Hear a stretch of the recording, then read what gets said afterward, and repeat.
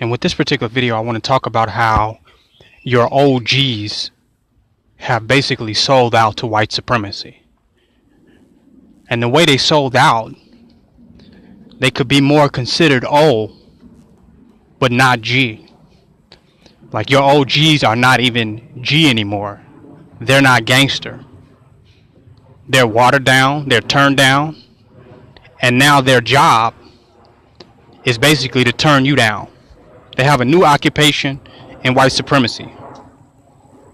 With all the luxuries and the status and the toys and the trinkets that they got, they're now supposed to turn you down. They're supposed to make you weak. They got advice for you. The type of advice they got for you is actually fear. They're pushing fear to you. And they're pushing white supremacy as an almighty power that is undefeatable, that's invincible. And if you knew better, you would turn down, act right, become a good and upstanding, individual. This is the kind of advice that they have for you. I mean, they're coming out with gospel albums, and they got social media accounts clowning individuals who have took up the path of gangsterism, of being a gangster. Now, I gotta say in this video that I don't condone being a gangster. I'm not trying to propagate or promote or tell you, you should be a gangster. That's not what I'm saying. However, there's a little bit of rebel. There's a little bit of revolutionary. There's a little bit of resistance in gangsterism. Gangsters, in a lot of cases, think that they are bigger and badder than the system. They find alternative ways to come up without bowing down to the system of white supremacy. Now, don't get it twisted. A lot of them get caught. They end up in prison. They end up in jail. They end up dead. They end up in a casket. There's a lot of self-hate in what we call gangsterism. Black on black. I don't want to mitigate any of that. But I want to speak to the revolutionary and rebellious spirit that is in gangsterism. We see a lot of that in what Tupac presented to us. We saw a lot of that in the RBG movement. Revolutionary but gangster. This is an image that they presented to us. But now, what the so-called OG is doing is very Christianized. Very by the book. It's some play it safe shit. These are the same individuals that supposedly made it to where they at being a G. They didn't take no shit off nobody. They handled their fucking business. They was bold.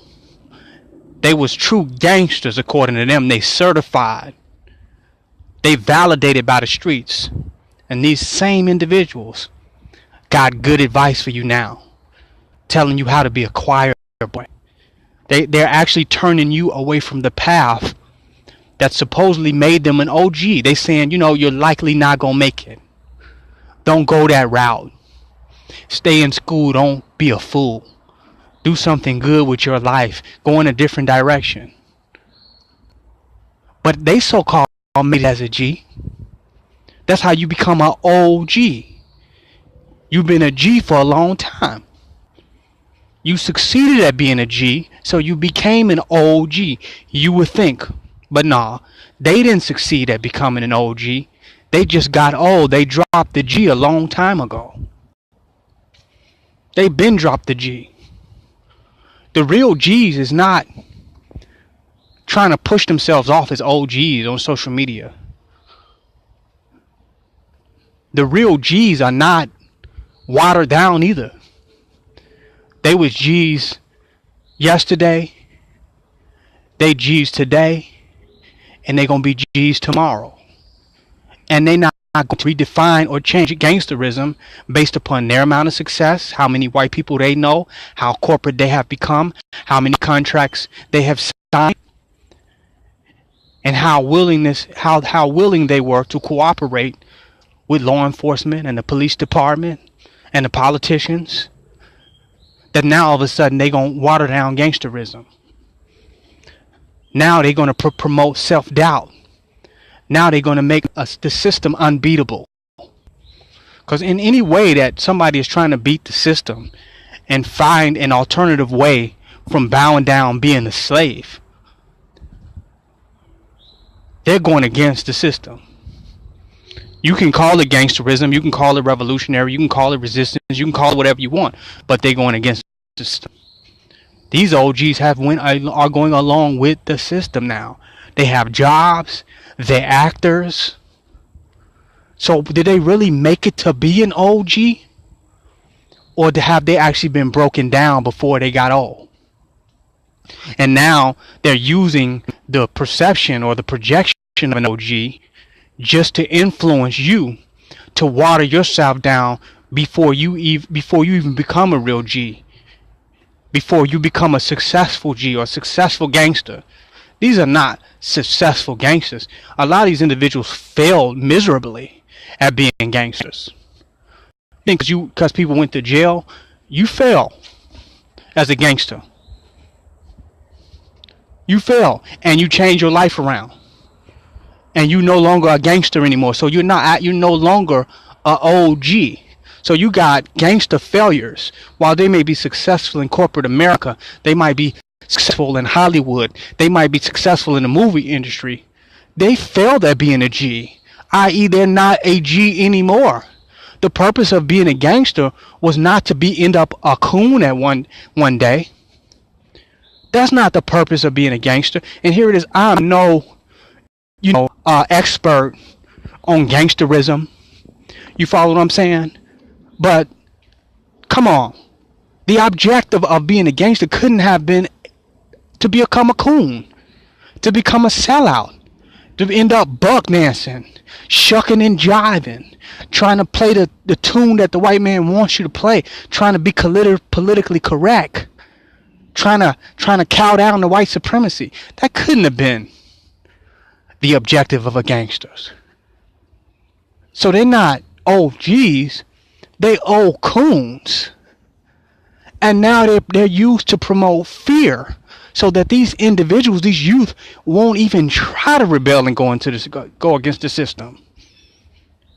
But they want to present themselves like they such a thug and they were just so thorough. But we can see now that you are a broken old coon, that you are a broken Negro. That's what we can see looking at you right now.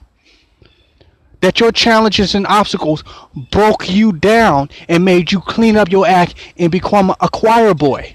And become a spokesman for white supremacy. Become a representative of white supremacy now. Under the auspices of being an OG. Well, you shouldn't do that, blood, and don't do that, and I wouldn't do that, and this how it go, and this how it's supposed to be. How is you a G right now? Because you know some people on the block that still fuck with you? Because you can go on the block and people on the block identify with you? That makes you a gangster? It's all type of people that can be identified on the block that go back to the block. Anybody that lived on that block can go back and be identified by somebody. What makes them OGs? Because they famous? Because the white man gave them a job? Because they got a record deal? Because the white man has put them in front of your face? What makes these individuals gangsters? Because they got shot? Because they did jail time? Because they lost some homies, some friends? What makes them a gangster? And can you retire from being a gangster? Can you retire from being a gangster? I mean, these are questions that I have to ask. Because they're not even gangster enough to stand up against the white man. You got Snoop Dogg on here doing gospel albums. One day he a Muslim. The next day he's a Rastafarian. He's not gangster to even be able to stand as one thing. How's he gangster? Trump was about to run him out of America, have him move to Canada, because he did a video showing Trump being assassinated. He feared the consequences, ready to leave the country, ran to the church. How is you a gangster? How are these gangsters? A lot of these are old coons.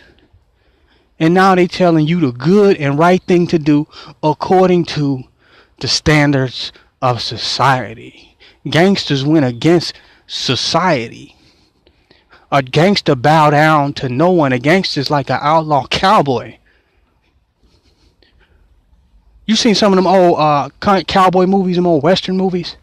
They never bowed down to nobody. To the death. How you gonna be an OG cowboy? You either cowboy today or you not. I just gotta keep it real with you. So your OGs have actually sold out to white supremacy, and they're using the appearance of the OG status to lead you to white supremacy, to be able to be called on by the white man when necessary, to put out your fire, to direct you towards white supremacy when needed. That's a fact. These are leaders and faces that they put in front of you because they know, look, these people are in the system, and they can come to these individuals and call on them and use them. Some of these individuals are actually worse than snitches, even if they're not. They're worse than snitches because a snitch can probably redeem themselves. They can realize that, wait a minute, I turned on some people in the streets, and that was bad. I shouldn't have did that. I was weak, and I'm striving to be a stronger person, to have more loyalty and integrity, and I know that was bad, and I got to fix that. But these individuals, they ain't just snitching on somebody like one time and giving somebody up. They are on call from the white man through their managers, through their publicists, through their parole officers, through their probation officers, through the DA, through the feds, who can call them up and get a favor from these coon Negroes to come out before the public and take the rebel and gangster spirit of the youth who really want to rebel against white supremacy. They just don't have a revolutionary context to their fight, but they really bucking and rebelling is really the rebel slave in these individuals that is being misunderstood by them as wanting to be some type of gangster. But these individuals are set to put out your fire, to make you think you can survive in the system of white supremacy and you can establish yourself in white supremacy. Why can't go on being a gangster? Because now what's being gangster now? Being gangster is getting you a job. That's gangster, huh? Being a gangster is opening up your own business. That's gangster, huh? Being gangster is, buying a building. Huh? How's that gangster? Not to say that you can't do these things, but when you define gangster as being a part of the system, working with the police, working with the construct, working with the institutions of white supremacy, and you come and tell us that that's what being a gangster is, you done sold the fuck out. You have sold the fuck out.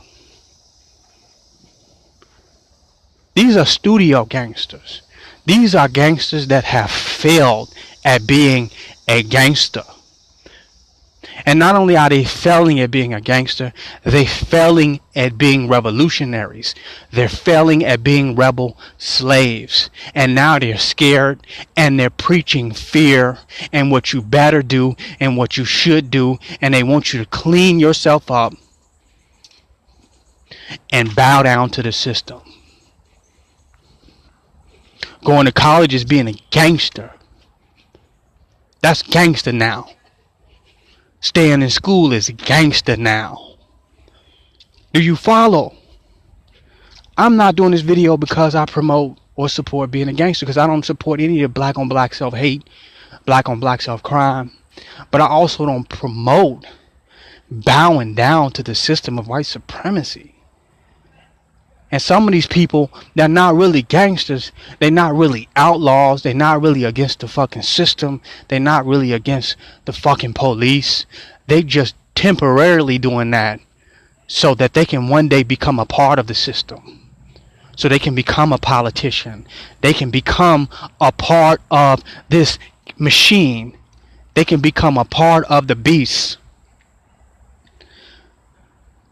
They can become a part of martial law. They want a piece of the American pie. They're not going against nothing. They want to be incorporated. So they're not gangsters at heart. They're gangsters by circumstances and situations. And when them circumstances and situations change, they're not going to be no gangster no more. Like Nas say, they style switch like a faggot. When situations and circumstances change, they are going to change. They are not going to be gangster anymore. They like the weather. They change. Funny style niggas.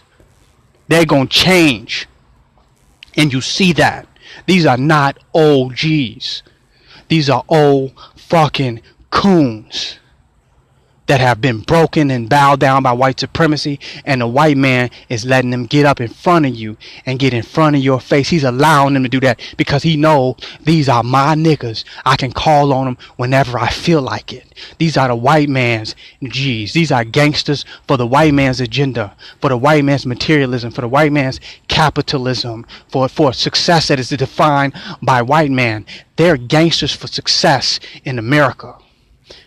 They're gangsters for the success of American imperialism and materialism. This is a fact. So now they speak down on ways in which they made it, supposedly, because they didn't make it that way. They speak against that which is a part of the path of being a G. They speak against that now. Don't do that. You shouldn't do that. See, if you was smart, if you was just that another, if you was a fucking coon, you're going to be scared. They're promoting fear. They're fear mongering. Saying a good boy is the only way to be. You'll never beat the system. You'll never beat the white man. You can't continue to be a gangster. You got to change and bow down to the system. You have to become a broken Negro at some point. This is what they're teaching. This is their message. These are your so-called OGs. Ain't no such thing as an OG. It's just a G. You either a G or you're not a G. You either a gangster by heart or you're not a gangster at all. It's the bottom line. You can never not be a gangster. If that's what you are. Ain't no such thing as no goddamn OG. Because that's that situation. I mean, the situations change. You ain't a G no more. You don't stand for nothing no more. You ain't got that heart no more. You think you have gotten smarter. Well, I'm smarter now. I'm wiser now. No, you're not. You a coward now. You a goddamn coward and a broken Negro. That don't gotta be about that action no more. You ain't gotta be about that real solidarity no more. Now you can just be about that talk. You can just have that talk game. And it could just, and you just leading people to white supremacy, man. The fire's out. They put your fire out. I had to touch on that. This kingnoble black supremacy. Signing out.